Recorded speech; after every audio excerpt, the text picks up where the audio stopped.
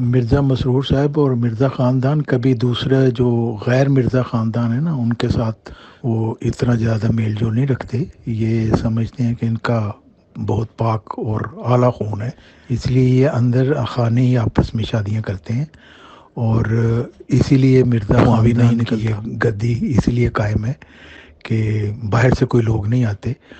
مرزا محمود صاحب نے تو اسی مرزا خاندان کی گدی کو سیکیور کرنے کے لیے اور اس بات کا امکان ختم کرنے کے لیے حکیم نور الدین صاحب کے بیٹے عبد المنان یا عبد الوہاب خلیفہ نہ بن جائیں، تو انہوں نے مرزا خاندان کا سسٹم اس طرح کا بنایا ہے کہ مرزا خاندان سے باہر خلافت جا ہی نہیں سکتی.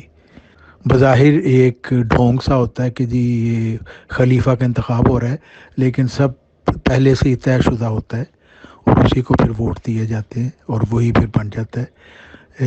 پھر وہ کہہ دیتے ہیں کہ خدا نے خلیفہ بنا دیا اور پھر دھواں بھی نہیں نکلتا.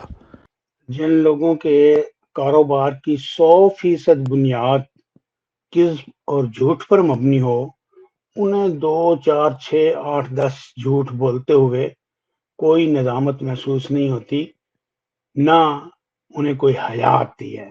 وجہ یہ کہ انہوں نے تو ان گنت جھوٹ بولنے ہوتے ہیں. 2 4 جھوٹ جو ہیں ان سے تو ان کے کان پر جوں تک نہیں رینگتے. اب حیرت ہوتی ہے کہ کس ڈھٹائی سے یہ معمور من اللہ کے پیروکار، یعنی خود ساختہ معمور من اللہ کے پیروکار، جن کا مقام جو ہے اپنی نظر میں صحابہ کرام کا سا مقام ہے، وہ کیسی کیسی لعنتیں کماتے ہیں جھوٹ پر جھوٹ بول کر کہ ان کی گدی اسی لیے قائم ہے کہ یہ مرزا خاندان سے باہر رشتے نہیں کرتے. مسیح موعود علیہ السلام کے 3 بیٹے اور 2 بیٹیاں دیر تک زندہ رہیں. ان 5 کے رشتے کہاں ہوئے؟ دوسرے خلیفہ انہوں نے 7 شادیاں کی. انہوں نے وہ شادیاں کس خاندان میں کی؟ دوسرے خلیفہ کی بیٹی امت الجمیل کی شادی کس خاندان میں ہوئی؟ تیسرے خلیفہ کے بیٹے لقمان کی شادی کہاں ہوئی؟ چوتھے خلیفے کی بیٹی کی شادی کس خاندان میں ہوئی؟ 5ویں خلیفے کے بیٹے کی شادی کہاں ہوئی ہے؟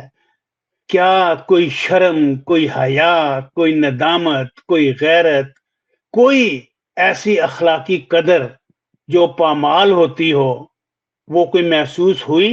نہیں. سوال ہی پیدا نہیں ہوتا.